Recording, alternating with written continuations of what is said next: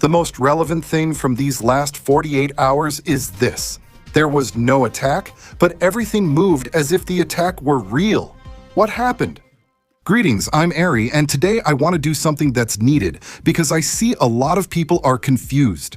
Some say things cooled off, others call it a show, and some on social media claim there really was an attack. Since there's no internet in Iran, nobody knows anything. And the reality is that when we're talking about the United States, Iran, or Israel, there's almost never just black or white. So let's get into the details. On Wednesday the 14th at night, as I told you in the previous video, everything indicated that the operational scenario was ready. Security warnings, personnel movements, and signs of protection in the region. The typical pattern before a big strike, and then it happened. It happened. Dawn broke on Thursday the 15th and no missile fell. Does that mean it was canceled? Not necessarily. It means it was delayed. That's very possible. It means there was a more complex move behind it. That too. What we're going to do today is lay out the pieces that are confirmed, and then with those pieces, review the different scenarios that are being discussed right now. What Washington is saying, what's coming out of Iran, what's being prepared in Israel, and what's moving around. Russia, the United Nations, the Gulf countries, Turkey, Saudi Arabia, which are also having a big influence. And let me tell you something, if you expected this to be resolved in one night, well, you might not be aware of how the dynamics work. Not just the war, but the dynamics of the Middle East. This looks like a process, not a single event. Meanwhile, here in Israel, the feeling isn't one of relaxation, it's one of caution. It's not panic, but it's definitely that mental state of alertness. It could escalate at any moment. Now let's break it down step by step. First, what really happened from Wednesday until today, at the moment I'm recording this video? On Friday afternoon, before Shabbat began, the most noticeable thing was that although the goal wasn't triggered, the United States stayed vigilant, if anything, even more so. In these hours, more signs kept appearing that Washington wants to have more military capability positioned in the region. For example, let's remember that the personnel at one of the key United States air bases in Qatar, Al Udeid, were advised to evacuate or to move. We saw them leaving on separate planes, evacuating the base and sensitive areas in the Middle East, especially in Qatar. This was a precaution. It happened early Wednesday, and we were also reviewing that movement in the previous video. The thing is that the next day it was reported that they would return, but in reality, there is no official information that they actually did. What is known is that the recommendation remains in place. Second, the United Kingdom factor, which reported that they would evacuate their embassy in Tehran. Third, the air traffic. It was reported that Iran's airspace, after the tension on that Wednesday night, was reopened the following day. That's also interesting because it shows that the regime, at least publicly, wanted to project an image. We're still operating, nothing happened, but here's a nuance. Reopening is not the same as being calm. Could it be a choice to prevent paralyzing the country or to better control the flow? Fourth, the international political dimension. On Thursday the 15th, it was mentioned that the United Nations Security Council would meet to discuss the situation in Iran. And if we're honest, it's something the United States government cares very little about. Fifth, the message from the United States. One answer for why the United States did not attack is that Trump reportedly asked advisors for a decisive strike plan, something that wouldn't drag the United States into a long, drawn-out war. And that fits with a reality that's hard to sell to people. An attack isn't just about striking. If you carry out an attack, you have to hit and be ready for the day after and the day after that. With Iran, it's not an easy day. Also, a quote was mentioned that if it's real, is pure gold. To understand the mentality, what the president decides, he wants it to be final. That is, it was a statement based on that. In other words, he doesn't want an operation that leaves Iran untouched and the United States stuck in a ladder of reprisals. Maybe this is, then, the most likely reason why Trump stopped the attack. Sixth, the topic of Reza Pahlavi. There were comments where Trump had said that he sees Reza Pahlavi as a nice person, but he doubts whether he has enough real support to govern in Iran. For those who don't know, Reza Pahlavi is what's left of the monarchy, which was overthrown in 79 before the Ayatollahs came to power, or what allowed the Ayatollahs to take power during these 47 years. And he is projected to be the one who would come to govern Iran if the regime falls now. Why does this matter? Because one of the decisions that's up in the air is whether the United States just wants to pressure and strike, or if it's also looking at the day after. Politically and in the political sense? This means that whoever comes to govern Iran will obviously have to be the United States' #1 ally, in the purpose that the United States has for its own interests and what it is managing around the world, which is, as Donald Trump himself says, to make America great. No one else matters here. It's only about the interests of the United States, period. And if that's not clear, then the day after, any major blow could turn into chaos with no way out. Especially when discussing the Middle East, and even more so a country as unstable as Iran, which is full of so many ideologies and has so much political diversity. All right, seventh, the loudest military signal. It was reported that the aircraft carrier, the United States ship Abraham Lincoln, and its strike group were diverted from the South China Sea to the Gulf area, and that it would take approximately a week to arrive, of which 2 days have already passed, so there would be 5 days left for that. Here's a point that people don't understand. An aircraft carrier is not just a big ship. An aircraft carrier is literally a floating city with a powerful air force on top. And its strike group is a complete package of protection and offensive power. When it moves, it's not just an opinion, it's a shift in the global military posture. And if it moves this way, the question isn't whether there's escalation or not, the question is what they're preparing it for. Eighth, diplomacy. Seriously? Today it was confirmed that the special envoy for the Middle East from the United States, the famous Wilcox, said that they have contacted Iran and that they are hoping for a diplomatic solution. If this is the case, it's important because it shows that even with all the military posturing, there is an open channel. And here comes an uncomfortable reality. Many times, real diplomacy doesn't happen with cameras. It happens with messages, intermediaries, phone calls, and time gained. Ninth, Russia is moving. But first, something very important. 42% of the people who watch my videos are not subscribed to the channel. Most think they are, but actually they're not, and that's why they miss many of my videos. Check right now if you're actually subscribed. You just need to hit the subscribe button and tap the bell so you can know when I upload a new video. And let me tell you something, it's very likely that while you're watching this video, the channel is about to reach 200,000 subscribers. Or you might even be the 200,000th subscriber, or maybe we've already passed 200,000. It all depends on when you're watching this video. From my side, honestly, I just want to extend a huge thank you to each and every loyal subscriber who watches these videos, who watches my channel. Truly. Thank you so much for valuing this work, which honestly isn't easy. It takes a lot of time, research, and also a lot of passion to try to do it well. So thank you very much. I truly mean it. Now let's move on to the ninth point. Today, January 16th, it was reported that Putin spoke with Netanyahu and the Iranian president, Mossad Pezeshkian, offering mediation, or at least showing that Russia wants to be involved in the game, but as a mediator, not as a player, which immediately takes it out of the military conflict.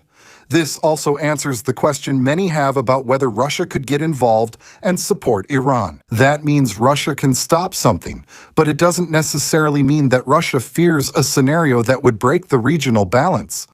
Of course, it does mean that Russia wants to gain politically by mediating. It may want to share or some interest.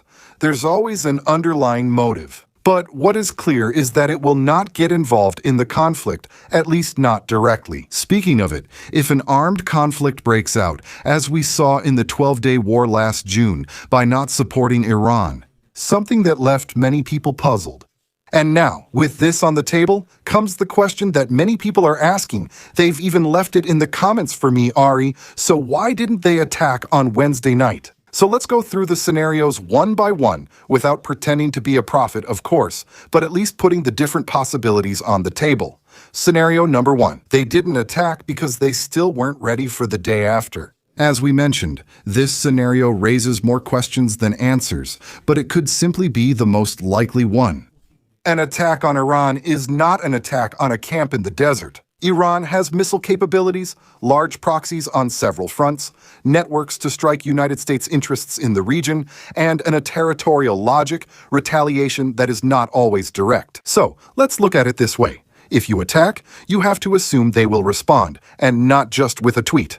And yes, as mentioned, within the United States government itself, there were concerns that there weren't enough assets in the region to absorb the Iranian response. So, the logical decision is first we fill the board, then we make our move. Now, something very important.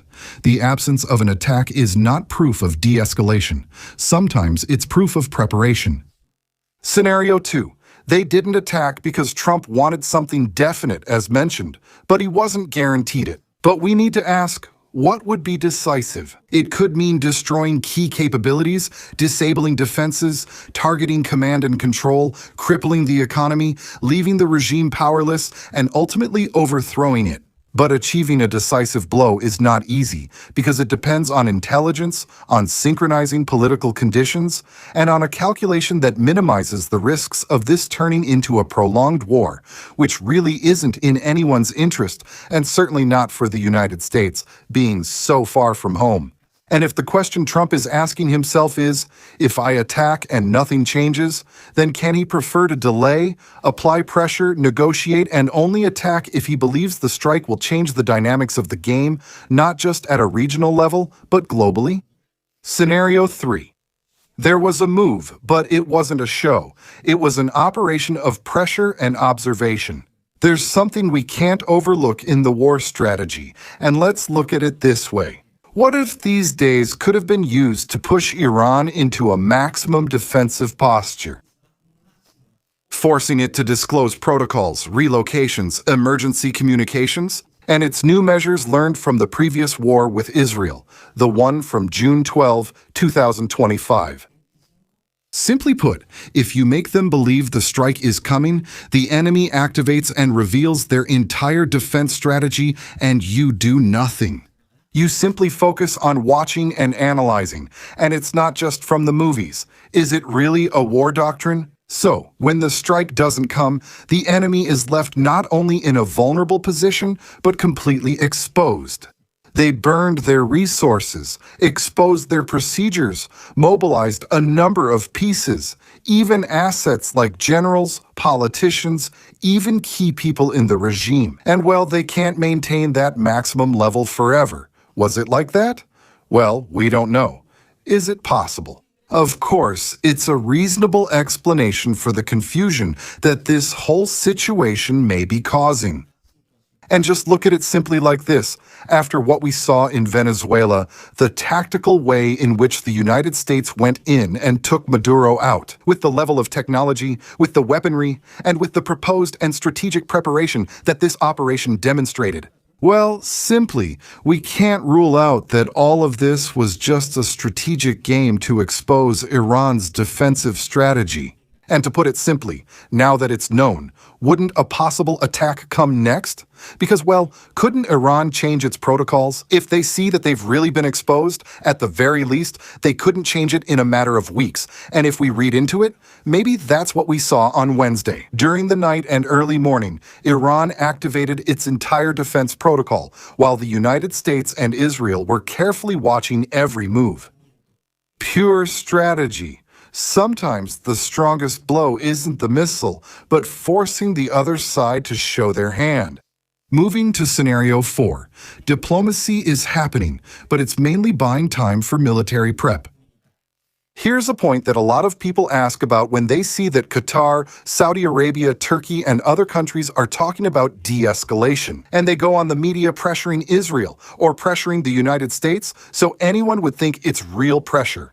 People think, okay, the war was avoided, but in real politics, can this really happen publicly? We're having a dialogue. Meanwhile, ships, planes, munitions, and defenses are being moved. I mean, they're simply being moved. They're buying time, and keep in mind, buying time isn't always to attack. Sometimes it's to avoid attacking. But the point is that time in military strategy is used one way or another. And so, at the same time, an aircraft carrier is being diverted to the region. Viewed this way, it's tough to claim things are calming down. Scenario 5. The United States is building regional capacity so that, if an attack is decided, it will be a posture that can be sustained even for weeks. And this point is key. It's very plausible that this looks less like de-escalation and more like military positioning when fleets, personnel, and equipment are moved and bases are adjusted. Sometimes it's not about an imminent attack, but so the United States has more missile defense if Iran attacks or responds. More platforms for interception, more refueling capacity, more maritime control, and more political leeway to sustain the escalation. In other words, this could be the setting of the stage, not the final scenario. And this is where I understand the people who say Ari. It feels like this is far from over, because yes, that's exactly the feeling.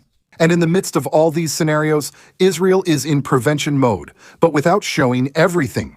Here in Israel, when there is a perceived risk of retaliation, two things happen at the same time.